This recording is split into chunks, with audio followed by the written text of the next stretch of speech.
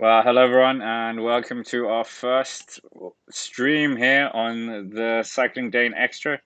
Great to have a few of you here already, and yeah, we do have Ewan. He's just gone away for a coffee. But anyways, it's the first stage of the Paris-Niza, the race to the sun, as you would call it. 59.2 kilometers left now, and it's a stalemate at the front here. Jumbo-Visma in control. Of course, they got Primož Roglič, who wants to avenge what last year was such a dramatic finish on that final stage, crashing, I think, 3 times in total, or coming off his bike. And of course, Maximilian Schachmann takes the victory, took the victory for a second year in a row. The German is back with Bora Hansgrohe looking to do something here. But yeah, today it's a very, very interesting opening stage. It's not a prologue. It's not a flat stage. We got a few climbs here at the end. And of course, we all know that, we're not in Paris for start. So I always say that some of these races are completely lying to us. Paris to Nice is not happening. It's the 80th edition, of course, a race that is synonymous with, well, the Tour, of course, because it's organized by the ASO, and we can just hear the footsteps of Ewan coming. But yeah, great to have 6 of you here. Make sure to hit the like button for the stream. We'll try and get to 100 here, even though we're on a bit of a smaller channel. But yeah, 58 kilometers at the front. Francis Deschaux in here as well. Stefan Kung, we can see the time trial turbo motor is about second wheel right now. They are, of course, bringing David Gaudu, who, of course, had a very good Tour de France last year, better Vuelta a España by his standards. And yeah, it was a shame on the moment too, where he had stomach problems. Oliver Nassen is also in with AG2R Citroën. And yeah, but Jumbo-Visma are, of course, the team that everyone's looking at. Will Primož Roglič be able to take it here? And looks like we've got Ewan back here. But yeah, Milan Vada is also one of the riders for Jumbo-Visma who's been talked about a lot, potentially a carbon copy light version of Mathieu van der Poel, as you called them, Ewan. But yeah, it's very interesting. It's kind of the calm before the storm right now. No breakaway up the road. We're all tightly packed in. They've got the wind behind them. They were a few moments ago going about 63 kilometers an hour. So yeah, stalemate, you would say. But we did have a break early on in the day. Yeah, this stage it's hotting up right now as we ride around Mantes-la-Ville, just outside Paris. Today we have the double champion here, Maximilian Schachmann. He is starting this race for Bora Hansgrohe. But yeah, I mean, Schachmann won a very similar stage to this back in 2010 to put himself in the yellow jersey. Then this year, well, it's interesting. I don't know whether it will end up in a sprint or with a lone rider or a little breakaway group up the road. Not necessarily break. And just as Ewan said that, of course, we lost him. Yeah, internet, it's great, isn't it? Of course, yesterday, if you were watching Ewan soloing it on the Strade Bianche, yeah, I had a bit of trouble with the internet. But anyways, Ewan, one rider that has been talked about a lot, and seeing that we have the Col de Torini coming later on, and a very interesting final stage, as we always see in Paris-Nice. Wout van Aert is talked up as one of the big favorites for this, and of course he's got Primož Roglič in his team, so that seems to be the biggest enemy for the all-winning Belgian right now. Of course, he didn't go to Strade Bianche potentially because he wanted to have that tune-up using Paris-Nice. But do you think Wout van Aert could potentially be one of the favorites, or even win today?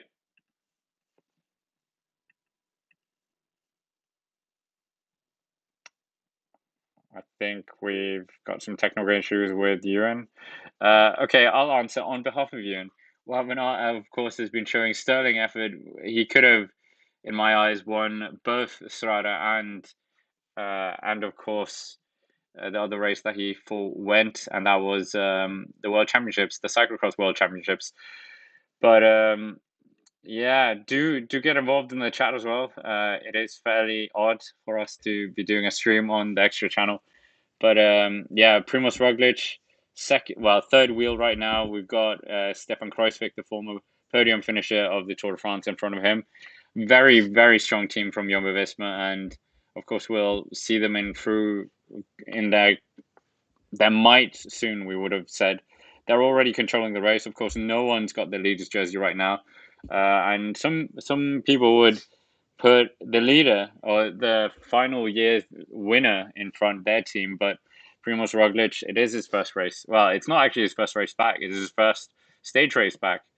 Philippe Gilbert is also in here. The former world champion has, of course, taken stages before in Paris-Niza. He took one in that phenomenal year he had now 11 years ago, where he seemed like he was winning absolutely everything. But yeah, it's not the same Philippe Gilbert that we have now.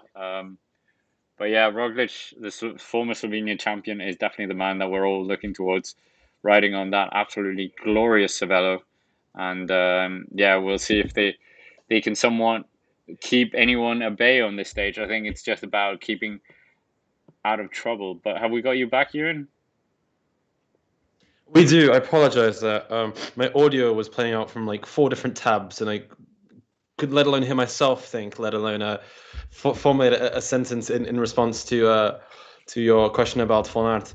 Nevertheless, yep, we have 55 kilometers to go. It's the people you'd expect to see. It's the people you'd expect to see at the front of the race right now. We have Jumbo-Visma, we have Groupama.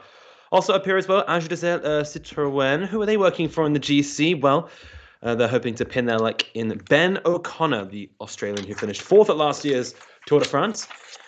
He's been given a lot more confidence this year to go and search out his own goals, which is rightly so. Also in their ranks, they have Clément Champuissant, Stan de Wolf, Dorian Gaudon, Oliver Naassen, Aurélien Paré-Peintre, and Damien Touzé. That's their squad for this week. Could be seeing a lot of them, maybe trying to snatch a stage win or two. Yeah, but nothing really happening. The Ineos Grenadiers team is, of course, we talked about it in the preview.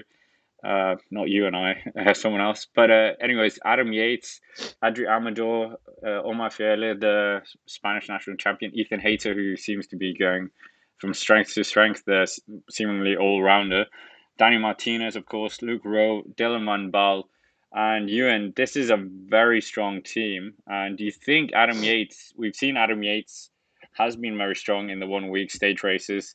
He, of course, has this phenomenal record at the UAE Tour, not finishing outside the top 2 in the last 3 years. But do you think Adam Yates is strong enough, and seeing how strong he actually was at the UAE Tour as well, to win? Yeah, he was incredibly strong there. Can he win this race? Well, it looks like he could be up there. He seems to be one of the very few people in the world right now who can follow Pogacar, or at least try to challenge Pogacar. Roglič is also one of these people. So it will be interesting to see them battle it out. Both are quite different styles of riders. Roglič got the better of Yates towards the end of last year at Milano-Torino, I believe it was, when they went head-to-head up the Superga climb. But we'll wait and see what this week brings. This year's finale this week's big mountain finale will be at the Col de Turini. So that's a day to have highlighted in your diaries. But Jumbo-Visma, Ineos Grenadiers, Groupama FDJ, they're all at the front. And Ewan, David Gaudu, do you think, we all know what David Gaudu can do, as you say, but do you think he can do it here in Paris-Niza? Well, what's actually his highest finish? I'm thinking about that. I mean, Paris-Niza, I have no idea, to be honest. David Gaudu is not a man who screams Paris-Niza to me, as we're just realizing now. But you never know. That they've also got Michael Storer here, I think is going to be very important. Storer is going into the Tour de France as a wild card. He's been looking okay this season so far. He was riding down in the south of France at Provence last month. So yeah, it's going to be fascinating to see what they can bring. Valentin Mad was, in fact, on Groupama, has been riding very, very well. And backed up by their new signing, Contender, this could be quite an exciting old team.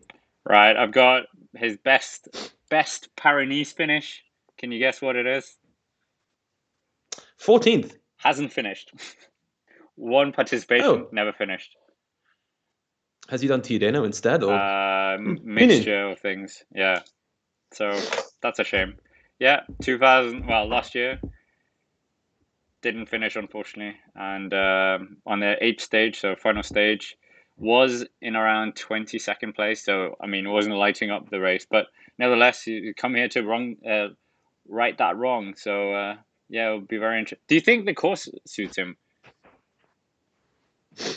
Col de Um, Turini, I'll potentially? be, I'll be, yeah, I'll be quite honest. I haven't done much research on this race, but you never know. Godu as well. He's a good one day racer, so he might transfer those skills into this race. But anyway, we're getting close to less than 50 kilometers to go. Jumbo-Visma still here in control. There's no breakaway, so they've decided to take all the excitement away from the race. But it's the calm before the storm, you'd think. When you're looking at this final, what would you say, 30 kilometers, you've got plenty of, well, uphill. Well, you've got plenty of steep, short climbs, and potentially we could see a breakaway here on the first day. Just be let go here. Because if looking at Jumbo-Visma, you wouldn't want to expend so much energy on these first 2-3 stages. You've got the finish into Orléans, which is, I would say, well, the stage tomorrow to Orléans, which is basically as flat as it can get, if not even flatter than flat, a bit of a decline. But we'll discuss that tomorrow. But Alexander Blazov is in here, the Bora Hansgrohe man. And Ewan, of course, he's not competing as a Russian right now. But how do you see Blazov's chances of this year's Paris-Niza? He's been formidably strong this year. Yeah, Vlasov's been good so far. The thing is, they're bringing a really, really strong team, which also includes double former champion Maxi Schachmann. Exactly. Which does make it interesting because Schachmann's won here twice. Getting a third victory would be incredible for him. Schachmann hasn't really ridden this year so far, so maybe he's targeting Paris-Niza once again. But Vlasov also really wants to do well. He finished second last year, so it's going to be an interesting dynamic between those two. The TT to Montluçon in a couple of days' time. See, I have now seen the route. Does suit Maxi Schachmann a little bit more than Vlasov. And the stage into Aubagne on stage 6, right in the south of Provence. That could also suit Maxi Schachmann. I'd say a little bit more than Vlasov. So we'll wait and find out. Schachmann's wearing my favorite jersey of all time in the peloton, the German national jersey. So I'm hoping we get to see it in full glory once again this year. Ewan, ever the patriot of the UK, but nevertheless, to be fair, the UK one hasn't been nice for a lot of time.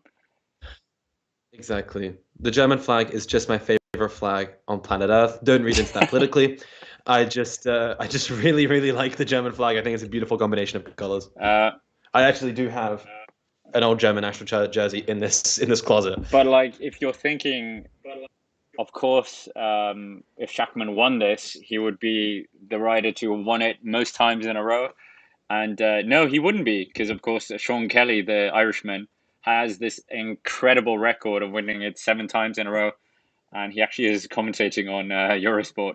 But he kind of, in an interview about it, he said that he wasn't really targeting the race. He was just there, as many riders are, using Paris-Niza as the tune-up for the classics later on.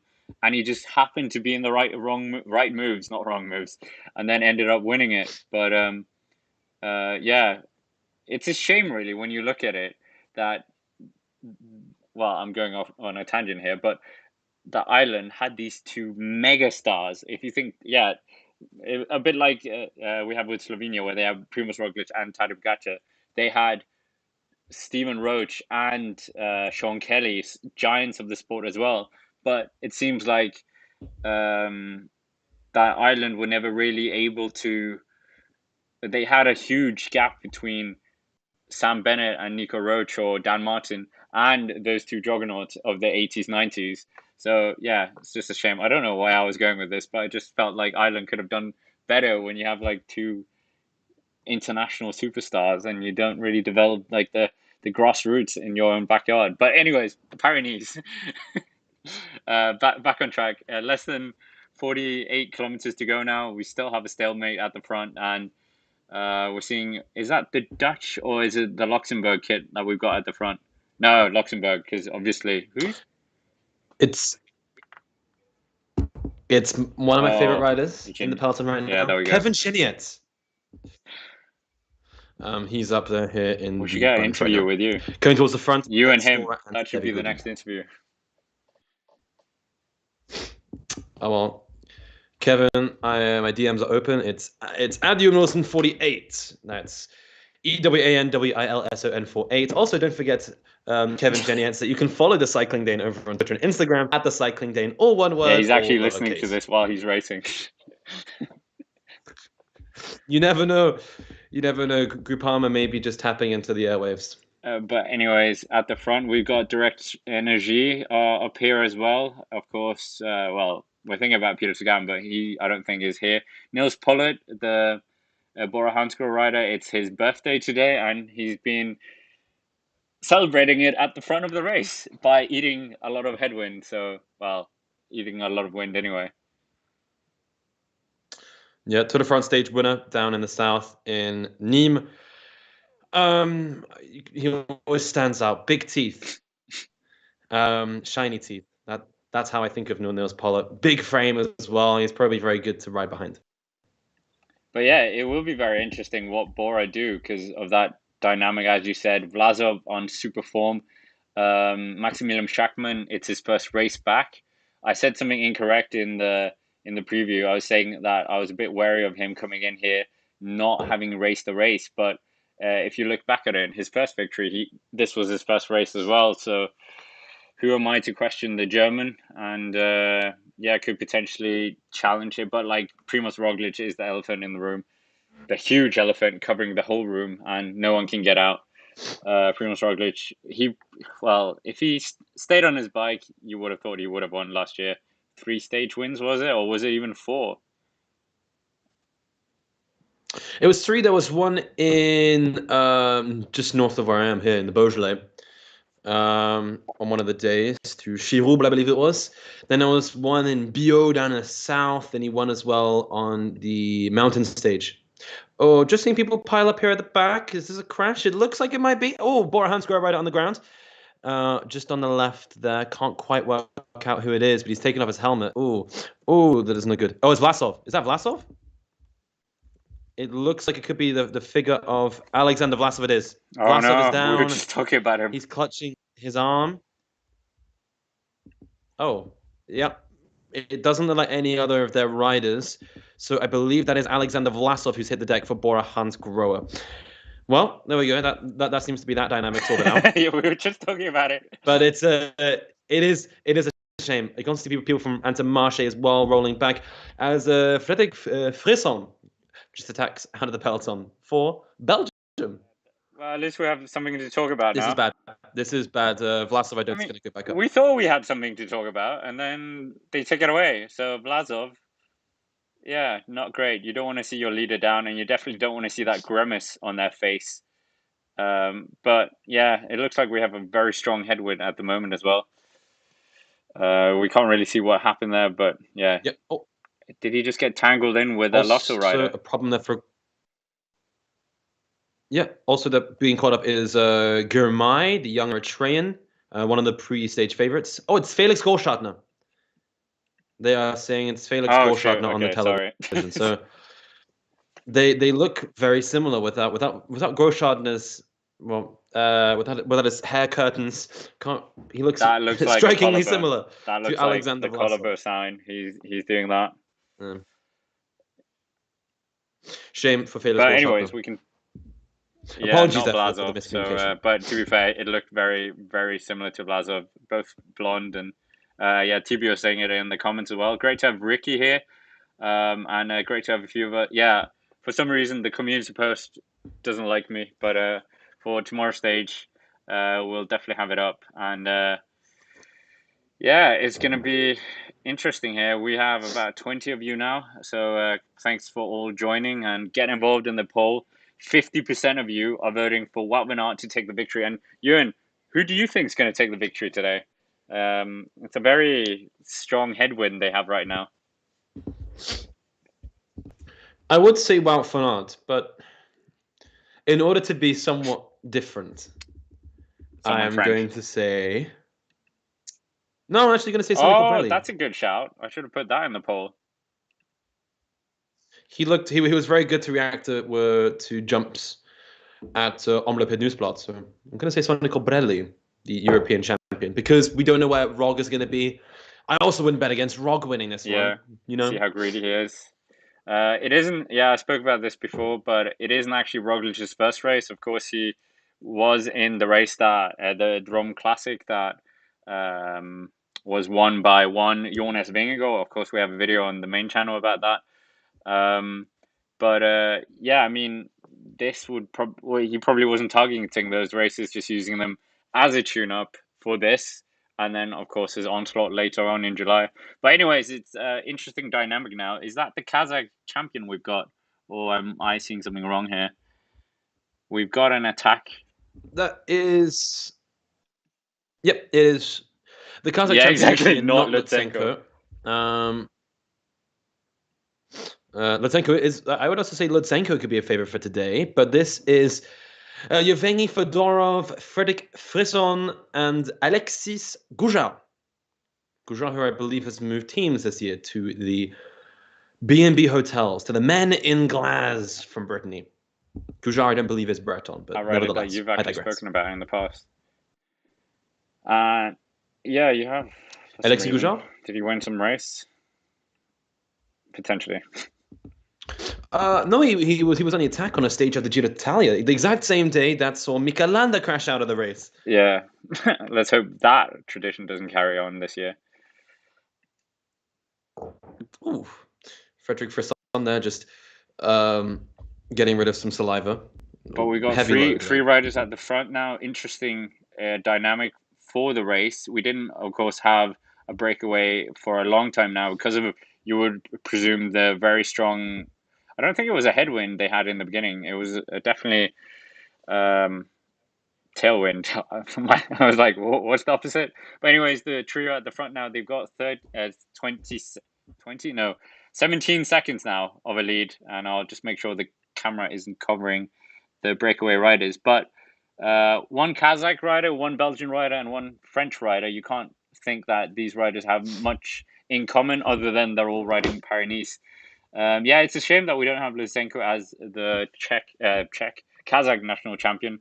Yeah, well, I see him as the new Vinokurov, definitely flying the flag for the Kazakh riders. But yeah, what do we actually know about him? The Kazakh national champion? I don't really know. Jürgen, do you have any facts about any Kazakh facts here? Don't have many Kazakh facts. All I know is that Astana, the actual city about this year, him, the Kazakh rider, not the country itself. Oh, well, I'm telling you this now. Fedorov is an Aquarius, like myself. He is born on the 16th of February 2000, and he's 22 years old. He is 1.93 m. He looks very tall. He's also formerly won a stage of the Tour de Langkawi and also the Tour of Rwanda. He moved to the team in 2021 after riding with the Vino Forever team during his teenage years. Yeah, so yes, finished actually second overall at that edition of the Tour de Langkawi. I absolutely loved that race of the Tour de Langkawi. We've seen plenty of exciting talents come through that, but nevertheless, 42.6 kilometers to go.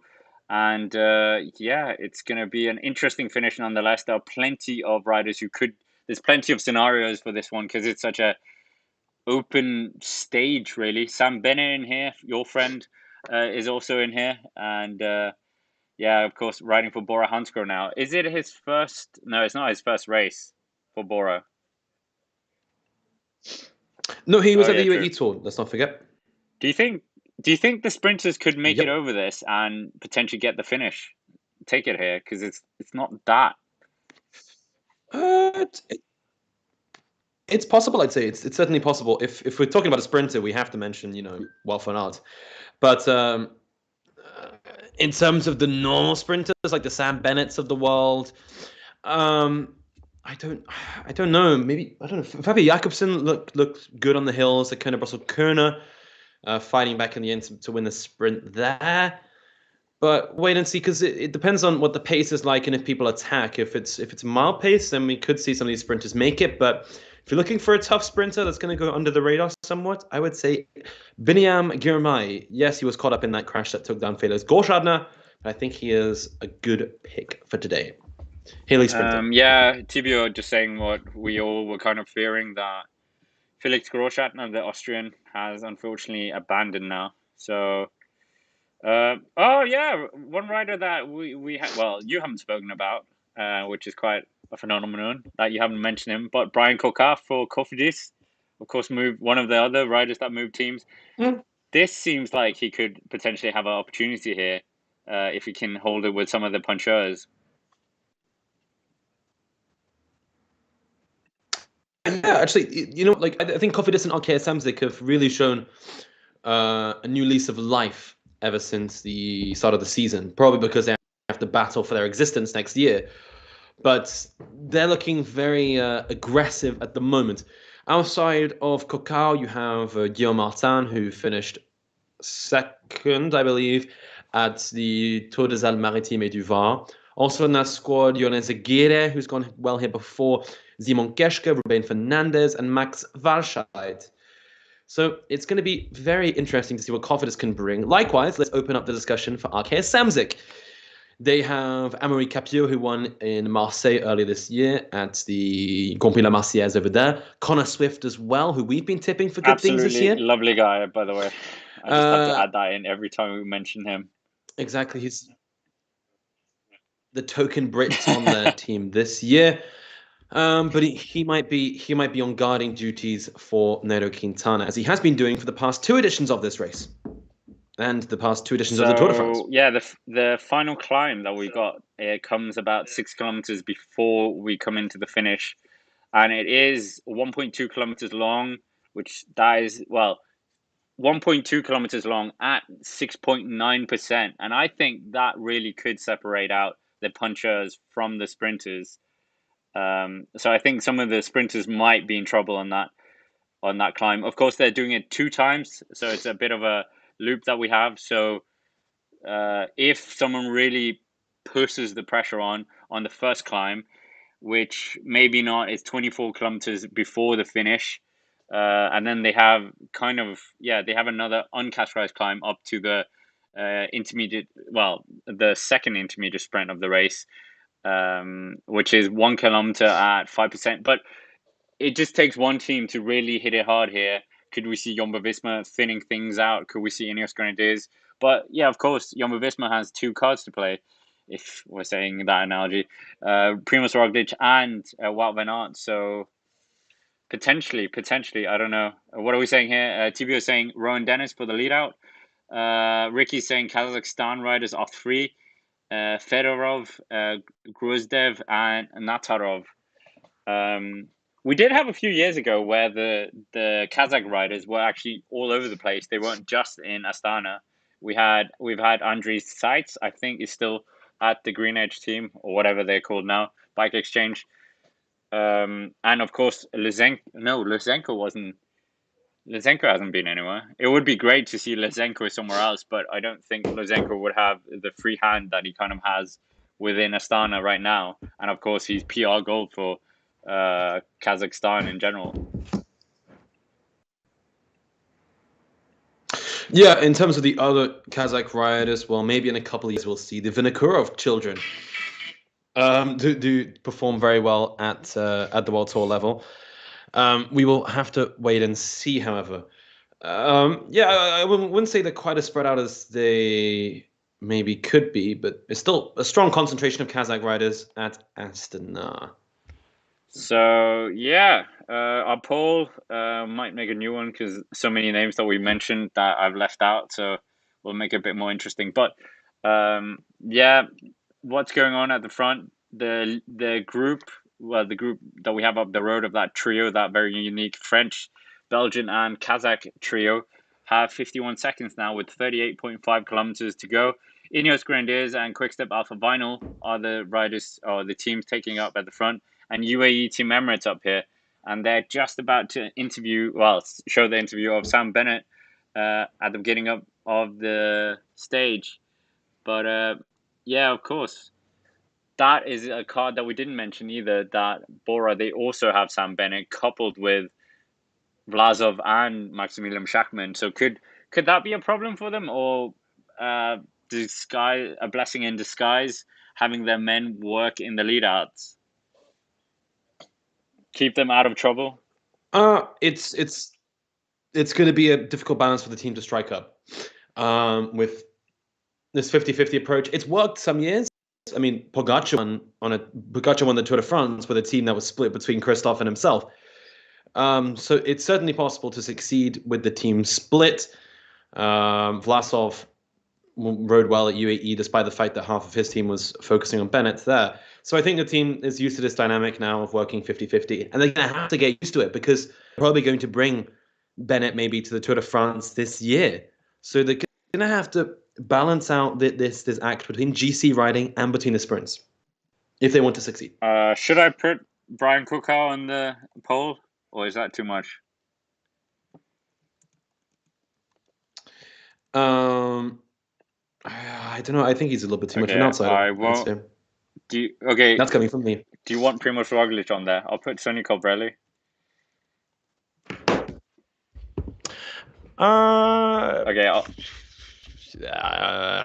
This is your call. Okay. This is your call. I leave the ball in your court. Putting two Jumbo-Visma, so I'll take it off and then I'll just put other. But anyways, we are getting very closer to the finish now. And let us know in the chat who you think is going to win. Ricky is saying Connor Swift. Well, I just thumbs up. I mean, I don't know if you think he's going to win today. That would be absolutely incredible for the Yorkshireman. Of course, heralding from Doncaster. And when we think of Doncaster cycling, we always think of Tom Simpson, of course, who wasn't actually from Doncaster, but they claim him anyways. They've got that legendary Donny chain gang that it seems like it originated from him. But 36.5 kilometers to go, 48 seconds even. And yeah, Frisson is the rider who's pushing on the pace here. And as you've said before, Paris-Niza, synonymous with crosswinds. We saw in 2020, Sergio Higuita was the national champion of Colombia, of course, and got stuck into the crosswinds. And crosswinds are always very fun to watch, horrible to ride. Yeah, not the nicest to ride in, and it's also very hectic, very stressful for the teams. People shouting, director sportifs yelling in your earpiece.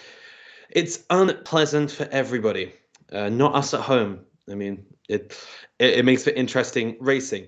We're just seeing now Max Schachmann brushing shoulders with Nairo Quintana. Also number 141, which is Søren Kragh Andersen, the Dane for Team DSM. Team DSM really need to up their game if they want to remain in the World Tour next year. They are a team, I think, that is in danger of losing its license. They still haven't taken a win this year. They haven't finished in the top 3 of a race yet this year. So they really want to try to get success here. Over the course of the past 2 years, they have won stages. Last year, Case Bowl in the sprints. The year before, Tish Benoit and Søren Kragh Andersen themselves winning 2 stages. So if DSM want to prove their World Tour value, then they're going to have to prove themselves early in this race. Yeah, it's quite an interesting approach that they're starting to do this relegation promotion thing because, well, if anyone's played Pro Cycling Manager, that's what happens there. But the sport as a general has probably not been or isn't stable enough to do it because so many teams fold. And so it's just a bit annoying how fragile cycling teams can be. For the most part, because of course the title sponsor is the sponsor. The team name is the sponsor. Exactly. God bless capitalism, and the framework of the teams does really make it challenging to hold a team for a long time. You have some sponsors like Française des Jeux who have stayed in this for a long time, Ange Desire as well, but some sponsors and teams just come and go. Some teams just work from paycheck to paycheck year after year, so it does make it difficult for these teams.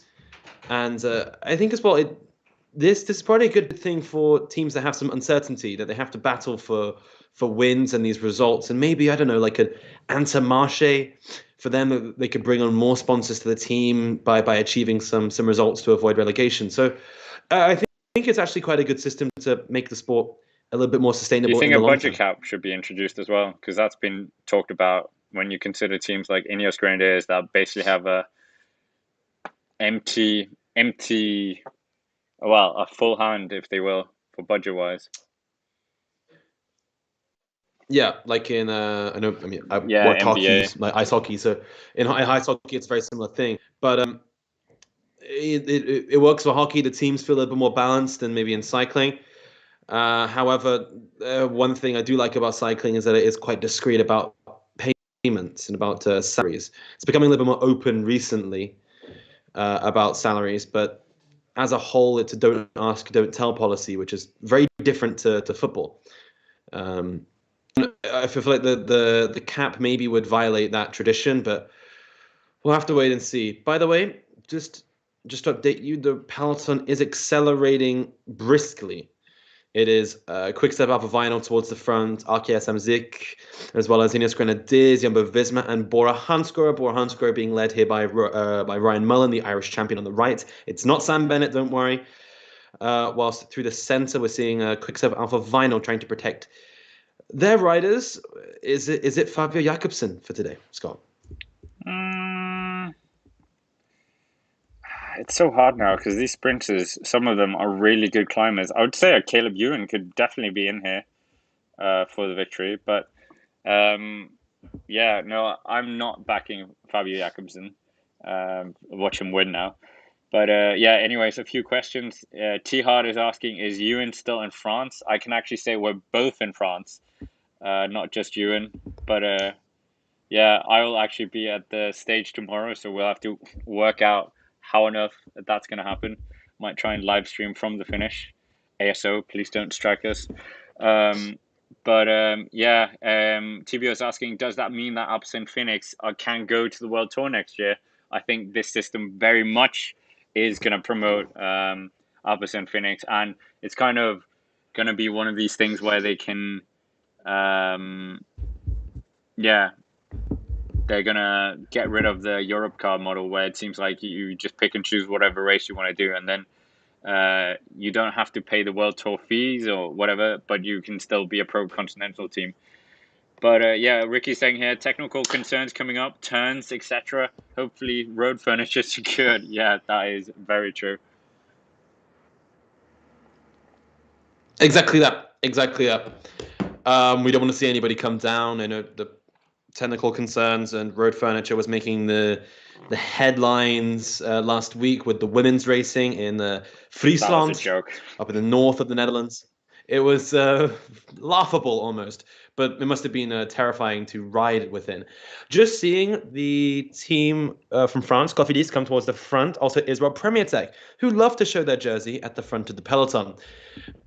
They are bringing with them, this was Israel Premier Tech, they have brought with them Carl Friedrich Hagen, Rudi Barbier, Guillaume Boivin, Hugo Hulle, James Piccoli, Mersford Schmidt, and Tom von Asbrook. So that's 3 different Canadians on that team, which is an interesting approach to this race. They don't have what I would say is their sharpest Canadian. Mike Woods, I think he's going to Tirreno. TV is saying Dylan Groenewegen. Dylan Groenewegen is in this group. Similar to Jakobsen, I say. Similar to Jakobsen. If he makes it over the climb, then he's got You a good named chance. those two But in I the just same think Jakobsen's sentence. quicker than Groenewegen. Well, hopefully they're going to stay upright this time. That's what we're all hoping for. Definitely. But these are awfully narrow roads, Scott. yeah, I'm just noticing now. I'll get a Yevgeny image of Fedorov, that Frederick because Frisson, that Alex group. Bouchard going through very, very difficult passages. Yeah, that is a very good spot there. Like having 180 riders go down that is going to be potentially a disaster. Yeah, exactly that. It's almost like a forest road. Reminds me of my old training roads down in the very slippy, tight, and exposed to the wind. Fabio Jakobsen is just being asked that question that we were thinking about, and he's just pointed to Jasper Philipsen and Wout van Aert as the potential winners. He doesn't think he's going to be in the mix, and I think he's probably right. But maybe he knows something. Well, maybe he's bluffing. Great to have Paddy Dunn here as well. Great to have so many of you come over from the main channel.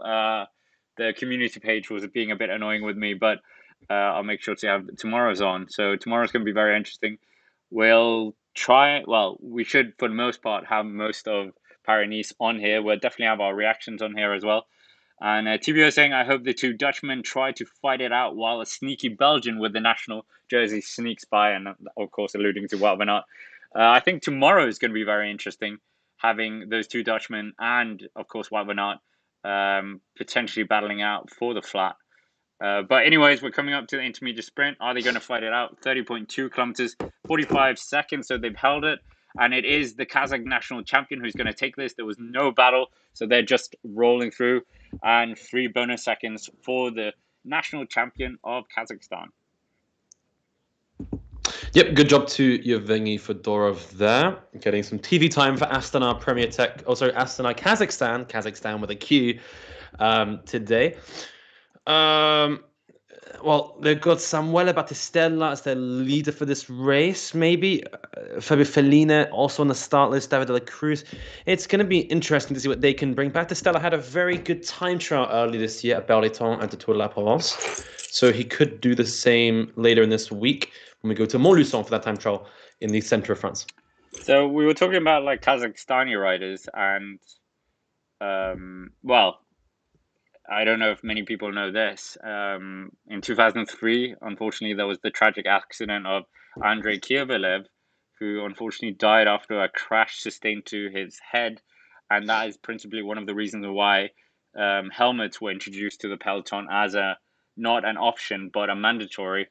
So that is kind of well, not a nice connection, but it's a connection between Kazakhstan and, of course, Paris-Nice.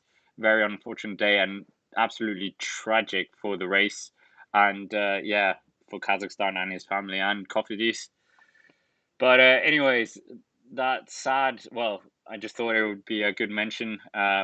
Also a tribute to the fantastic rider that Andrei Kiyevelev was. Maybe we should make something about him in honor. But he was an incredible rider. And if you think that it's Vinokurov who's been flying the flag solo for Kazakhstan, well and truly wasn't. He finished 4th overall at the 2001 Tour de France, 5th overall at the Criterium du Dauphiné the same year. So, and even won the Route du Sud. So definitely up there in the French races. And yeah, it was just absolutely tragic losing him at only 29 years old. But nevertheless, 28.7 kilometers left and 1 minute and 16 seconds now. So Ewan, they're really putting on the pressure, and it seems that we haven't got that much pressure being put on by the peloton. No, the peloton almost keeping this one calm at the moment. It is the first day of a stage race, and sometimes they do like to let a breakaway win it. I'm thinking about Dauphiné in the past, particular. That's happened there. We saw Antoine Duchesne a couple of years back win the first stage in a breakaway. We've seen Pete Kenyuk do it, Brent van Moer last year. Like, letting someone take the yellow jersey early on is not that big of an issue. None of these guys are going to be contending for the general classification.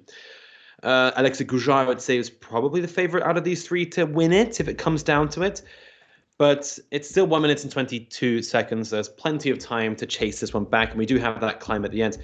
It looks like there is a little bit of an order here, though, and it's ironically... Oh, no, I almost mixed up the men in glass there for Bora Hansgrohe. They have very similar colors on their jersey. It is Bora Hansgrohe coming to the front to chase. Maybe on behalf of Maximilian Schachmann, maybe on behalf of Sam Bennett. I wouldn't put it past Schachmann as well to show his colors on this final climb. I love this view sideways of the peloton. It looks very nice, and we can see one very distinctive rider that we mentioned a number of times, the Belgian national champion, very visible there near the front of the race. But yeah, the pressure is definitely on. 27.1 kilometers now, 1 minute and 16 seconds. Still hasn't, yeah, it looks like what we've been talking about potentially could happen. that we will see one of the lesser, well, not lesser, but it could be one of these breakaway riders taking the win. And why not? It would be phenomenal to see them wear the jersey for a few days and see how long they can hang on for. That's always a great battle to see. But you're so right. It's an early stage race, and there's no one in control of the race. The hierarchy hasn't been decided yet, and everyone's on the same time still. Exactly, everyone's pretty much working on the same time, and it's a little bit more open-ended. I think people also want to keep it calm on this stage in the peloton. They don't want to rampage to victory, but at the same time, if it does come back together, then we're going to have a mad pursuit from the peloton to gain this minute back in the next 26 kilometers. The rule of thumb I was talking about yesterday is roughly 10 kilometers for a minute. So in that case, they would be caught in roughly, I'd say, with 14 K to go. But yeah, anyways, what we great to have 20. Well, we had 30 a few seconds ago, but great to have so many of you here. Make sure to hit the like button as well. We're on 11 likes right now. We'll try and get to 100, but of course, this channel is fairly young compared to the other one. But 25.8 kilometers now. They are hovering around the 1 minute 12, 1 minute 10. They seem to be working quite well together, these three. They know there is that small chance, very slim chance of potentially taking a stage win here.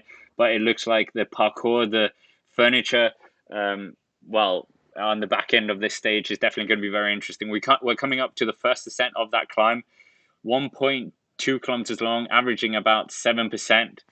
And we'll see if any of the favorite in the peloton actually decide to do something here. Could be quite interesting if they ramp the pace up. Of course, even the second intermediate sprint even has a bit of a profile up to it, so making a bit of a mockery, calling it an intermediate sprint. But DSM, they are showing themselves at the front here with Bora Hansgrohe. So this is going to be interesting what they do. As you mentioned, Kespol took a win for them last year, and who are they going to be riding for today? Søren Kragh Andersen could potentially pull a flyer. Yeah, exactly. Oh God, I forgot about him being on the team. He would have been amazing. Degenkolb has a good record here. Yeah, Degenkolb has a good record at Paris-Niza. Yeah, that would be quite interesting if he could do something here. Other riders, well, we're looking for that kind of punchy rider that has a bit of a sprint, potentially Lucas Mesket, but you would have thought that he's riding in the service for Dylan Groenewegen, but of course he could just give him the nod. Philippe Gilbert would have loved this kind of finish a few years ago. Can't really see him do that now. We mentioned Israel Stardom Nation. Jasper Philipsen, do you think he has enough to stay with a potential fight at the front? If it's not him, then maybe Christian Sparalli of Alpecin Fenix. He came top 10 at Amstel this year. A very accomplished sprinter, 31 years of age now. He's won a Vuelta a España stage in the past. If things get nitty-gritty, I would not be surprised if we see Sparalli surprise everybody today if Philipsen gets dropped. He is a little bit hardier than Philipsen on the climbs.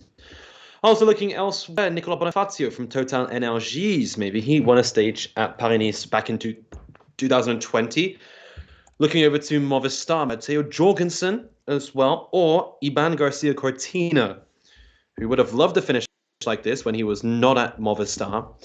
Who knows what he could bring now that he's changed teams and sort of changed dynamic there.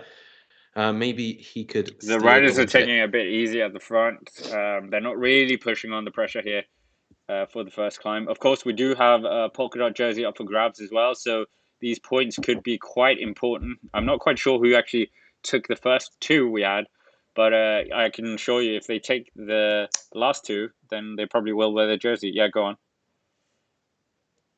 I read that it was Matt Holmes. Oh, okay. Did he take both? Oh, okay. He certainly took one of them. If he took both of them, then potentially. But Matt Holmes, of course, the rider who dethroned Richie Porte of the Villonga victory, where Villonga record. He took both of the which climbs, was a bit unfair because he was in a break up the road. It was just that he didn't bring him back quick enough, but nonetheless, he ended that reign. But 400 meters left now here of this first ascent up the climb. 23.6 kilometers to go, 1 minute and 10 seconds. So it hasn't reduced down that much. And are they choosing to let this go? Ineos Grenadiers and Jumbo-Visma at the front. And we also have Total Energies. Are they riding for Pierre Latour? Oh, maybe for the GC. Pierre Latour potentially also. I mean, who else do we have here? Ooh, Alexis Vuillermoz. That is a good shout. That is a very good shout. Alexis. You never know. However, this looks like it's going to be Goujon who takes the points over this climb. This climb, of course. Yeah, so the Frenchman distance is the infamous climb of this part of the world. Frenchman. The Côte de Breuil Robert. We just lost you a bit there for a second, but unfortunately, the Kazakh national champion has to settle for a third place. And they keep their lead of around 1 minute and 14 seconds. So very, very interesting here. One team we haven't spoken about at all, EF Education Easy Post. I can't even recall seeing them in the peloton. I can just about make one out there. Of course, they've got two British riders, Owen Doull, who's just joined the team, Simon Carr, who of course did very well at Tirreno Adriatico last year, not going to be going there this year.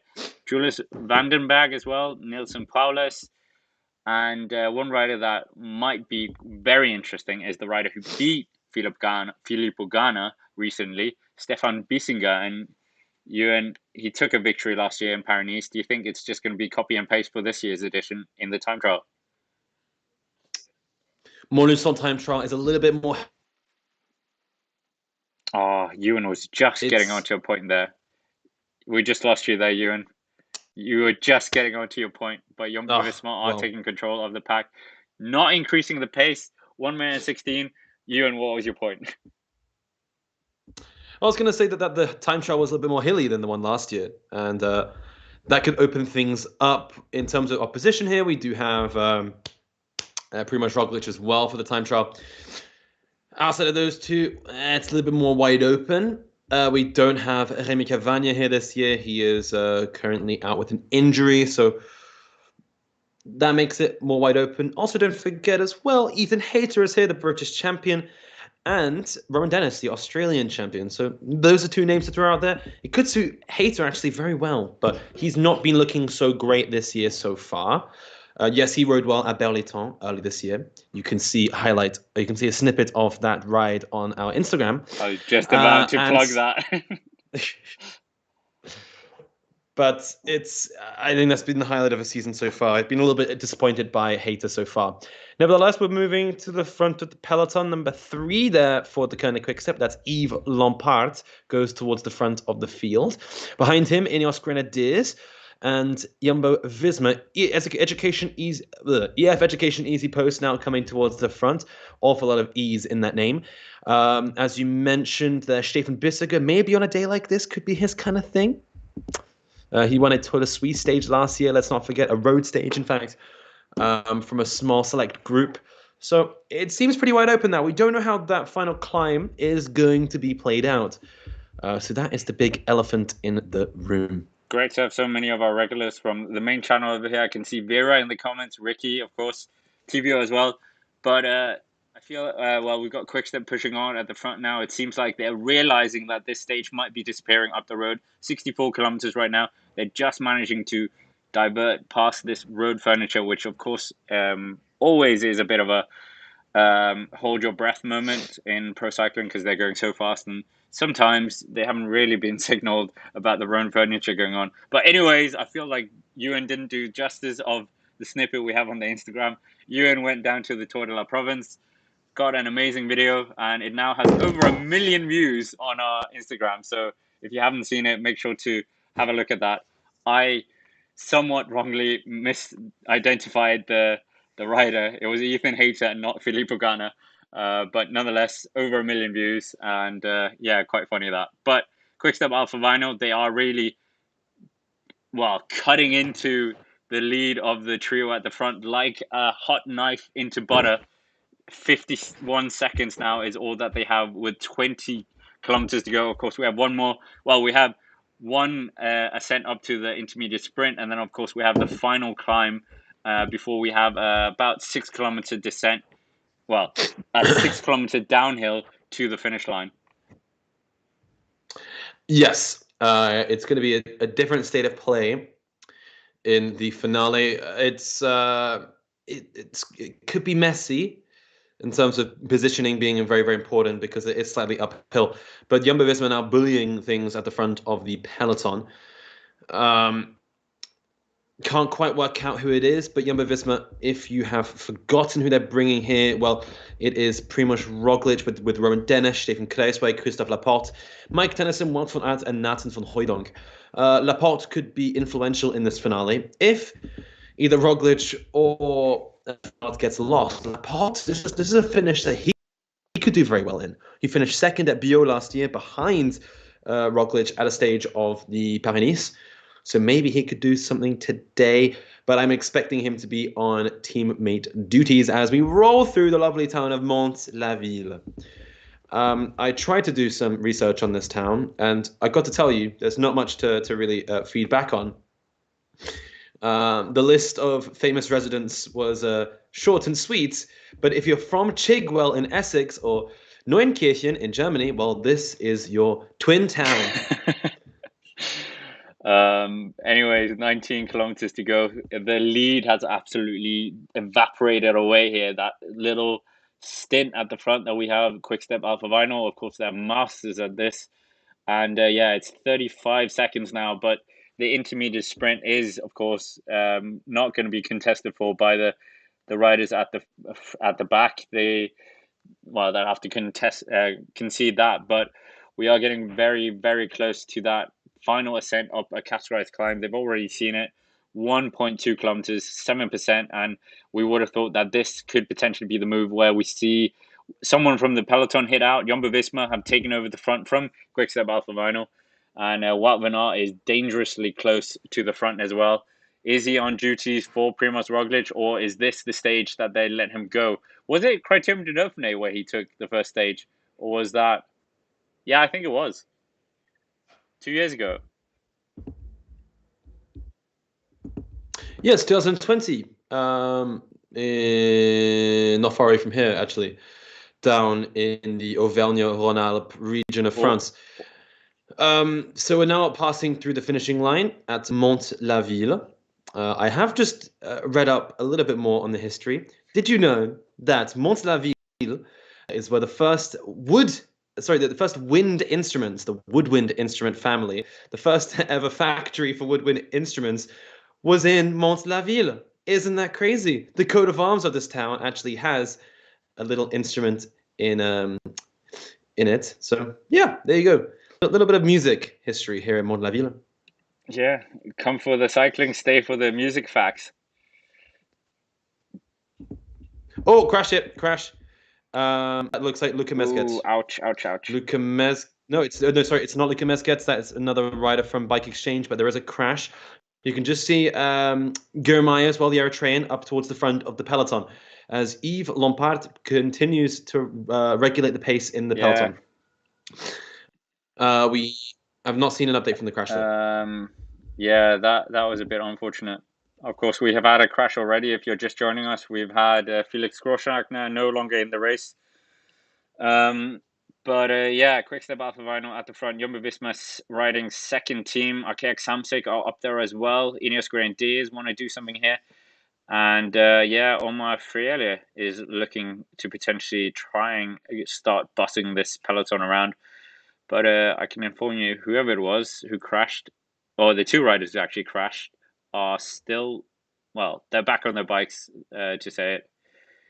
But Dylan Groenewegen got interviewed before as well, and they're just listening to what he's saying. But anyways, at the front, just under 17 kilometers to go, 34 seconds of a lead. So they're just about hanging on to some, a decent buffer, you would say. So by the rule that you were saying, Ewan, so that would be 5 kilometers time. So 11 kilometers, and that would just be a bit before the climb.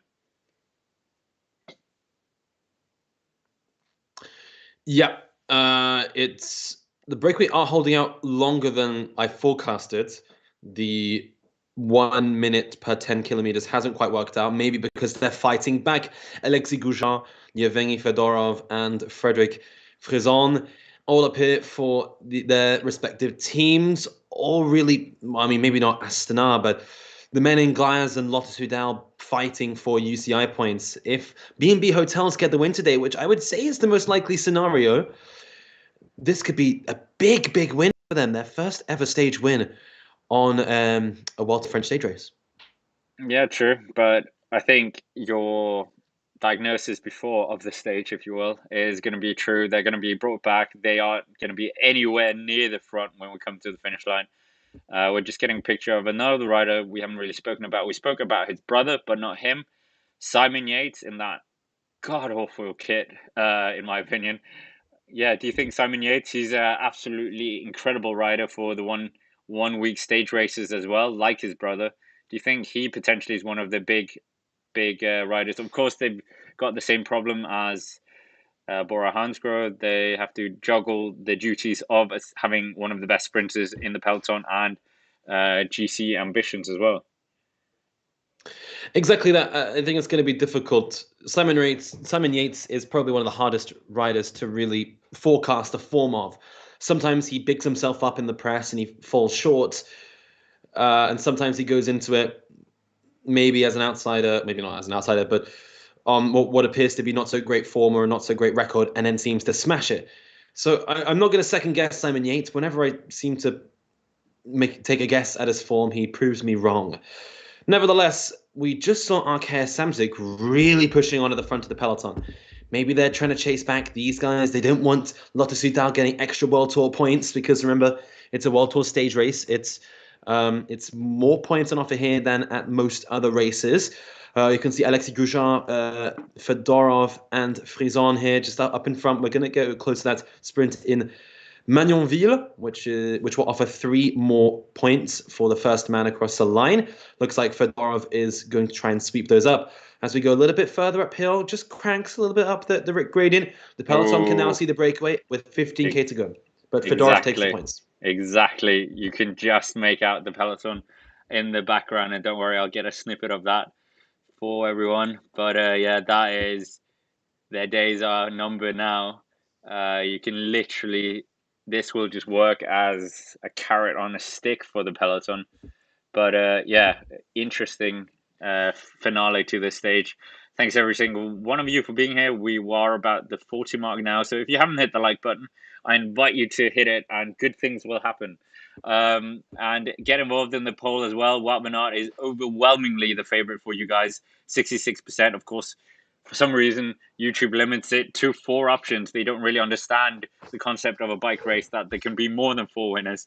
But yeah, 66% of you out of the 35 have voted for one Wout van Aert, the Belgian national champion, and of course also the current Omloop Het Nieuwsblad champion. But Arkea Samsic and Groupama FDJ, the 2 French teams, are battling at the front for supremacy right now. And Jumbo-Visma, Nairo Quintana is in there as well. Who knows what a Nairo man will do, but we'll wait and see. Exactly, they do have Amaury Capio for the final sprint. Just seeing here, it's Quentin Paché at the front, a man who broke out at the 2020 Tour de France. Really strong ride there, sealed a contract last year with Groupama Française des Jeux, and he's now regulating pace at the front of the peloton. He was one of my wild cards for a stage win today, but Valentin Madoise and David Gaudu could do something special. They were very, very good together at the Tour de France, and maybe this could be their shining moments. Quentin Paché pulls off. Now it's time for Kevin Geniet, the Luxembourgish champion, to push on at the front with Jumbo-Visma to the right of him. Just to the left now, pushing through. It is what appears to be Quickstep Alpha Vinyl trying to find their way through as Arkea Samsic completely lose their place in the peloton. 13.7k to go, and 20 seconds separates the peloton group from Frison, Fedorov, and Goujon. Yeah, that is not looking good for them. It is getting very close. We're saying around maybe 11 kilometers to go. It looks like it could be that, but It's not great news for them. They of course had over 1 minute and 16 seconds at one point, but now absolutely disappearing, and you can just see the peloton absolutely roaring down the road. And yeah, the national champion of Kazakhstan is pedaling as hard as he can here, but it doesn't look like it's going to be the day for the Kazakhs, or is it? Is Luzenko going to do a sneaky attack here? But Jumbo-Visma bringing Wout van Aert to the front. Is it Wout van Aert or is it Primož Roglič? We'll wait and see. Trek Segafredo moving up as well, a team we haven't spoken about. And UAE Team Emirates, we definitely haven't said anything about that, and largely because they haven't got one Tadej Pogačar in this team. They have, of course, got Joao Almeida and Matteo Trentin. Trentin, do you think we've seen him up there in Hillier Classics, such as the Brantes-Pijl, where he was the third rider behind Wout van Aert and, well, Tom Pidcock and Wout van Aert? Yeah, it's possible. I'm also thinking about his win last week at which was pretty commanding ahead of Hugo Ostetel of Arkea Samsic. It could be a day for Trentin, but Joao, maybe. I think he's just trying to stay safe. But the peloton now really being stretched out. If you're not in this front part of the peloton, where are you? Just looking Groupama, you can see Contapache there on the right of the screen, trying to push through to help their leader, which is David Gaudu of Valentin Madoise. As the breakaway now have 10 seconds with 12k to go. Soon they will be caught. One man, I believe, will be trying to fight for the honors of being the last man up the road. But they've worked very, very well together. Fedorov, Frederic Frisson, and Alexis Goujon. Yeah, we can just see the peloton is really stretching out here, of course, insinuating very strong pace at the front. They have got that climb which is crested 6 kilometers before the finish, so that could be a crucial part. We're seeing Ineos Grenadiers riders getting spat out the back. Who was that? Was that Luke Rowe, or am I absolutely deluded? 11.4 kilometers to go. This is where we say the breakaway would be caught, potentially, following that rule, but it looks like they're still in the... No, they're not at the front, sorry. They have been caught. My bad. Wout van Aert is second wheel right now, so this is going to be very interesting. Nidoman trying to move himself up as well. So, Nidoman, do you think Nidoman could do something here? No. But Mike Turnison is currently trying to usher in Wout van Aert and Christophe Laporte. We just pan back with what was a very messy shot there to show Rowan Dennis out the back. Also a rider there front. And Marche off the back. Where's Girmay? He was one of my picks. He's off the back. Stefan Bissegger as well, right towards the front of affairs.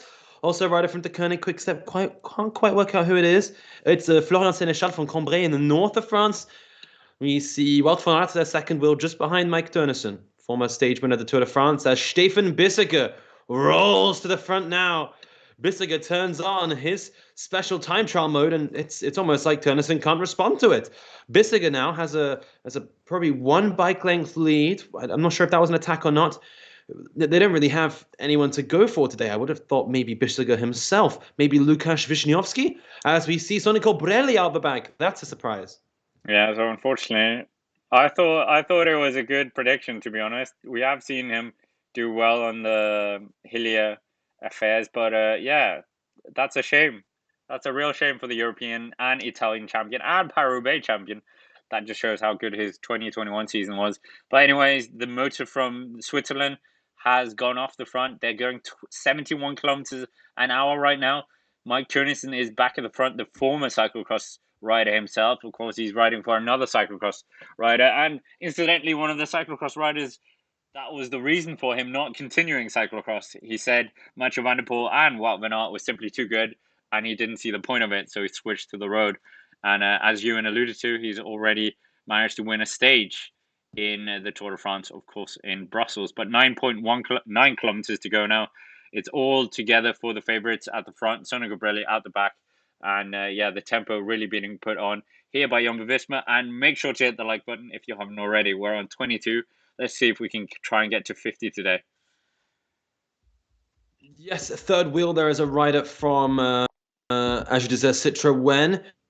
This could be a good day for the like of Clément Champoussin if he's got the kick to get away, but can't quite identify the rider in question. But he's riding in third wheel as we speak. I don't think it's Narsen. He doesn't have the former national champion bands in his arm. True. That is very true.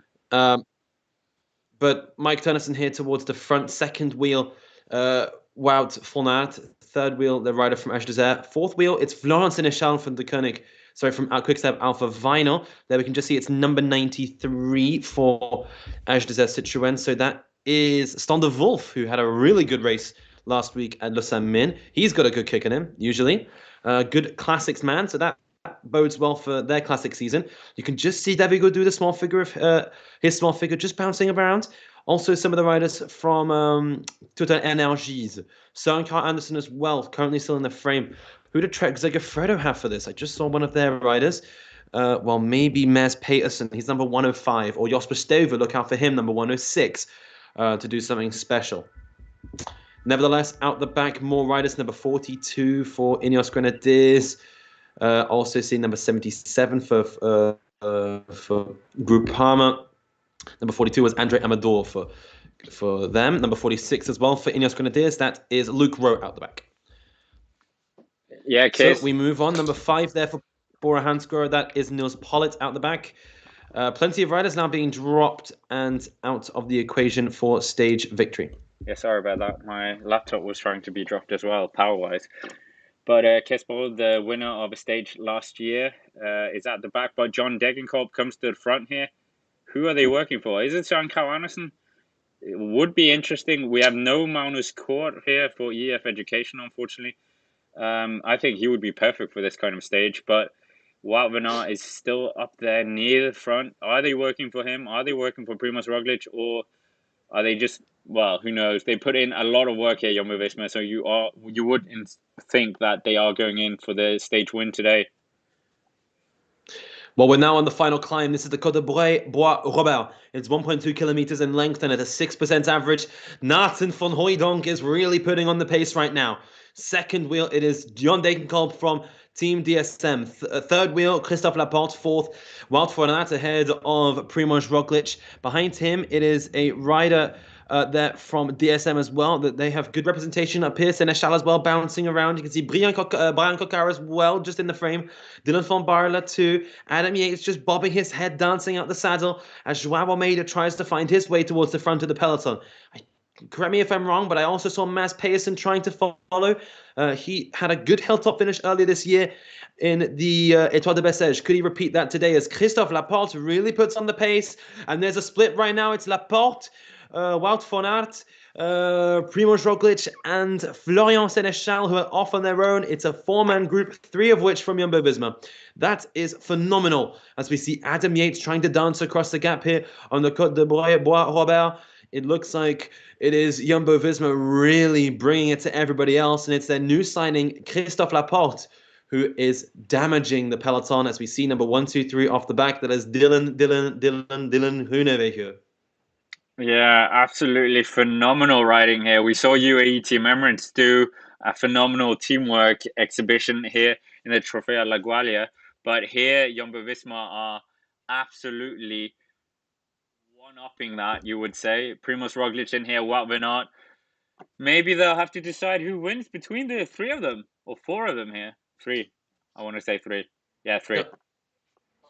Just as a correction there, it is actually Stybar instead of Sénéchal. Sénéchal back in the group. It is Stybar following them. Zdeněk Stybar, former cyclocross world champion. Jakobsen's out the back, so Quickstep cannot count on the man I would say is the fastest sprinter in the world right now. He's off the back. Going towards the front now. They've got rid of Stybar, and it's a 3-man group here. Oh, Stybar's gone. They're trying to bridge the gap now. It looks like a rider from Total Energies trying to cross it, but it's Christophe Laporte, Primož Roglič, and Wout van Aert between the 3 of those who are just pushing on. I mean, I would say they might even gift the victory to Christophe Laporte. This is unbelievable. Not? And Jumbo-Visma here just ripping up the rule book as Jumbo-Visma. Yeah, it's Roglič, Van Aert, and Laporte, but the peloton are coming back. Maxi Schachmann looks like he's struggling. Maxi Schachmann following the wheel of number 6 from Bora Hansgrohe. That is Danny van Poppel, not looking so great there. For him, they're also following Nick Schultz as well. Many people's outsider for Team Bike Exchange. But this trio probably have around 10 seconds. Can the peloton get back to Roglič, Laporte, and Van Aert? This is absolutely incredible to see. You got a 3-man, 3-up time trial at the front. Yeah, what more can you say? And yeah, who wins here, Ewan? Like you said, do they just gift it to Laporte? Laporte is one of the riders in the world who's had the most World Tour stage races appearances or podiums without a victory. So potentially they will give it to him as a sign of respect, because I assume both the other riders will get their chance later this week. Laporte made the decisive move there, and they're not spending him. They're keeping him in tow here as the trio tried at Team Time Trial their way to victory. Laporte's really one of the golden signings of the offseason. I mean, I mentioned it during the offseason. I thought this was a brilliant signing, and it's working for them right now. He was influential week at the opening week, and now he's influential right now in this stage. 10 seconds separates them with the peloton. Can that gap come down? Can the peloton work together? Well, surely they don't want either Wout van Aert or Roglič to win this, but they have one of the strongest team time trialing trios up in front.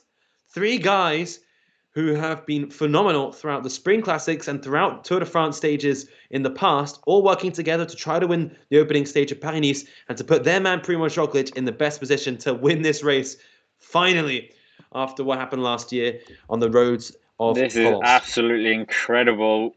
This is just, yeah, phenomenal. And you must think after like the amount of work that Jumbo-Visma were putting in, I think they knew that they had some of the strongest riders in the field, but I don't think at the morning breakfast table they thought this scenario would happen. 3 of their riders at the front, and yeah, this is Paris-Niza, one of the biggest World Tour stage races, 1-week stage races, and here Jumbo-Visma with 3.2 kilometers to go are absolutely mocking the rest of the peloton.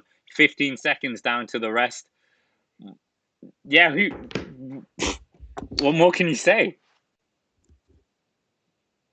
Exactly. It's 3K to 16 seconds. It looks like these 3 guys are going to make it stick here. Roglič, Laporte, and Wout van Aert. Who does the victory go to? Well, maybe Wout, if they want him to maybe win the UCI World Tour classification at the end of the year. But Laporte made the decisive move. They're working well together. Roglič as well, working for the GC. They're 3 guys with 3 different reasons to win. Maybe Wout van Aert wants the green jersey at the end of this whole race. And you can just see Roglič there just patting the back of Wout van Aert. They have 18 seconds now of a lead. They're defying a peloton group of roughly 60, 70 riders. Isn't that phenomenal? As we see number 47 here for Ineos Grenadiers, try to bring them back. That is Dylan van Baarle.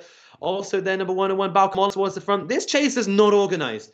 They need the teams to work together. They need to try to figure out a lead out of some sorts. We have Mads Pedersen up here for Trek Segafredo. Why aren't they working with him why aren't they working with Trek Segafredo to try to bring back this gap? It doesn't really make much sense right now, as these 3, Wout van Aert, Christophe Laporte, and Primož Roglič, are running away to victory. With 2 kilometers to go, they have 20 seconds, 22 seconds. The timer is going up, and these guys are in the driving seat for victory of this stage of Paris, and the race of the sun might be going to the team with the sun-colored jersey of Jumbo-Visma. This is absolutely astonishing, you would say. These 3 riders. This is such an unusual scenario. Normally, when you're in the break, you've got people who are not on your team. You don't want to work too much because they will benefit. But here, it's pure your own teammates. And if I were them, I would probably gift it to Christophe Laporte, as you said, French, and it would be a huge exposure for them as well, having a French rider in the yellow jersey at Paris-Niza, the second biggest race in France. But EF Education are looking to hit out. But it's like you said, what are you doing, guys? None of them are willing to bring them back here, and they're just benefiting Team Jumbo-Visma entirely. The hesitation here is costing them seconds and the win. And when we come later on, you've got Wout van Aert and Primož Roglič, phenomenal against the clock. So you don't want to be losing seconds that you don't have to. Yeah, regardless, I think Roglič will finish in second. I think it'll be between Wout van Aert and Ott for the victory. Yeah. But it was Nilson Powless who attacked behind for EF, which is a bizarre pick there. He's a GC leader. So fascinating stuff from them. And Wout van Aert probably looking round. In the car, they probably said, well, this is the final result. This is the place we're going to finish in. I believe they will carry on riding to the finishing line in a proper team time trial fashion. Wout van Aert there just edging off the back. There, as we see Roglič now make the final corner, 400 meters to go. Roglič at the front. Christophe Laporte, second wheel. Wout van Aert, third. This is probably the hierarchy of the sprinting ability of these guys. Roglič at the front, Laporte second wheel. Roglič still plowing away with now just 200 meters to go. Laporte smiling almost. Wout van Aert knows something special is about to happen. No matter what's happened today, Roglič is not going to take the stage, I don't think. But this has been an absolutely phenomenal performance from these guys. They're going to let Christophe Laporte take the win. Laporte gets it. It's Roglič in second, Wout van Aert in third. And guys, we have just witnessed one of the most outstanding team performances of, I would say, the past decade of road cycling. Jumbo-Visma, kings of the road, as Total Energies get a fourth place. Incredible. What more can you say? Incredible, incredible, incredible. The teamwork, as you said, yeah. Teamwork makes the dream work. Well, just letting you know now, Maxi Schachmann loses 35 seconds. Maximilian Schachmann, 35 seconds down off of Roglič, who will go into the green jersey tomorrow, we believe. The yellow jersey will be Christophe Laporte. I mean, when you were asking me earlier on who do you think is going to win this, and I said, maybe Laporte, maybe it's the wild card here. I didn't expect it to end up like this. But yeah, Christophe Laporte takes the win ahead of Primož Roglič and Wout van Aert. They're all smiling, and what a welcome to the team for Christophe Laporte. He's I think this is his second or third race for the squad. Narrowly missed out on victory at Kuurne-Brussel-Kuurne thanks to a rampaging Fabio Jakobsen in the end. But Christophe Laporte finally gets a World Tour win. We've been talking about him being the next great French sprinting hope for a number of years. He finished second on, I think, a number of stages at the Tour de France. Last year, he came so close to winning a stage at Paris-Niza. Even in the past, he's come close as well at Dwars door Flandre, finishing on the podium. But he's finally got that World Tour win. Congratulations to Christophe Laporte, who finally opens the door to victory. As Fabio Jakobsen now crosses the line. Wasn't his day, but I'm sure it will be his day later this week on the race to the sun. So, Laporte, how about that, Scott? A victory for France. What can you say? Absolutely astonishing. And yeah, our first stream on the Extra channel. Great to have so many of you here already. If you haven't already, make sure to hit the like button. And of course, we're going to be covering all the race this week. Tomorrow's going to be very special, as I'll be by the finish line in Orléans. But nevertheless, top 10 coming to you. And I will let Ewan do the top 10. Since you called the winner, I'm going to be hearing this for a long time now. You calling this, I think. But yeah, anyways, here we go. Well, I didn't necessarily expect it to be in this kind of fashion. It does still count. As we just see the lovely cathedral in Mantes-la-Ville. Yeah, tomorrow we'll be going to Orléans, a historic historic city in France, known for its medieval city centre, and also one of the oldest law schools in France is there. As we navigate our way down out of Ile-de-France towards this. Oh, yeah, but I'll say the top 10 right now. Christophe Laporte takes the win for the French. They, of course, have a history of taking the first victory. And what a camaraderie there from the Jumbo-Visma boys. Roglič in second, as you said, to make sure that he gets the second most bonus points there. Wout van Aert third. Pierre Latour in fourth place. Lead of the chase is Mess Peterson, of course, that you mentioned as well. And then Guillaume, the young sensation from Eritrea. Then we got Ivan Garcia Cortina, remember him, from Movistar. Fred Wright, who's been very solid, in 8th place. Then Jasper Philipsen, then Florian Seneschal. And that group, of course, 22 seconds behind. But yeah, what a scoop for the Jumbo-Visma team. And of course, Christophe Laporte is going to be wearing the yellow jersey. And who's wearing the Mantes jersey? That's probably a question. I think it's Matt Holmes. He had fair 6 enough. points. Good exposure. But I'm not sure of the exact amounts. However, I'm going to bring you the timings. So Laporte now in the yellow jersey, 4 seconds ahead of Primož Roglič in second place. Wout van Aert in third place at 6 seconds. Pierre Latour, who attacked towards the end, he's looking very good. He likes a last-minute attack like this. He finishes 29 seconds back in now in GC to Laporte, so he is 25 seconds in arrears to Roglič in GC. Whilst Mats Pedersen finishes in 5th at 32 seconds. That is the same as the previous time gap set. So there we go. Laporte in yellow for tomorrow. Not only does he get his first ever UCI World Tour stage race win, he also gets his first day in yellow at a UCI World Tour race. So bravo to Laporte. He's from the south. He's from the Mediterranean coast. It's Christophe Laporte. So he'll be looking forward to the end of the week, rolling past some home roads once we get to the proper south of France. Yeah, incredible. And teamwork makes the dream work, really. And tomorrow, very interesting stage. I should just get that up for us so we can just have a look at it, and then Ewan can talk through it as he was bathing us in fascinating facts about Orléans that I didn't even know. And but tomorrow, exclusive on the channel, I will be at the finish line, and I'll try and see if I can get us some live photos of the finish. If not, it'll be on the channel. It'll be on the Instagram page, on Twitter. Of course, if you haven't already, make sure to hit the whatever you do on each of those things. But yeah, Ewan, here you go. Take it away for the stage tomorrow. Exactly that. So stage 2 of Paris-Niza.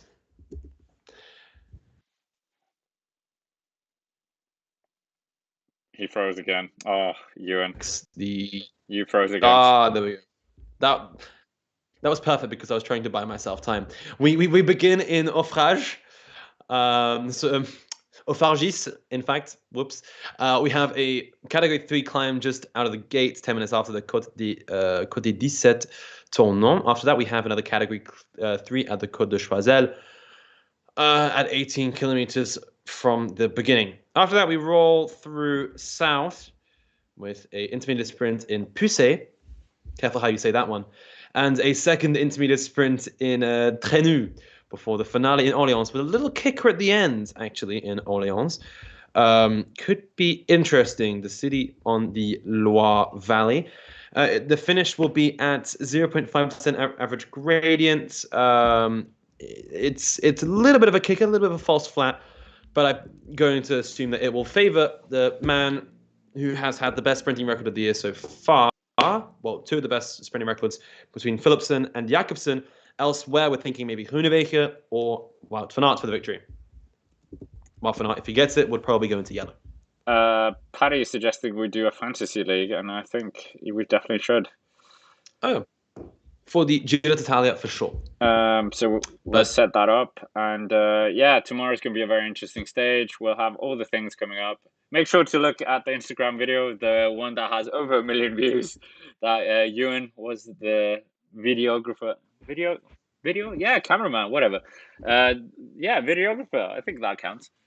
But yeah, nevertheless, that's basically it for today. We are going to be back tomorrow. We'll dash off to do a recap of stage 1 and make sure we'll have the podcast up as well. But anyways, all things Paris-Niza is going to be here on the Cycling Dane Extra channel. And enjoy every single part of it, and we'll do our best. But anyways, tomorrow, exclusive Orléans. It's going to be very fun.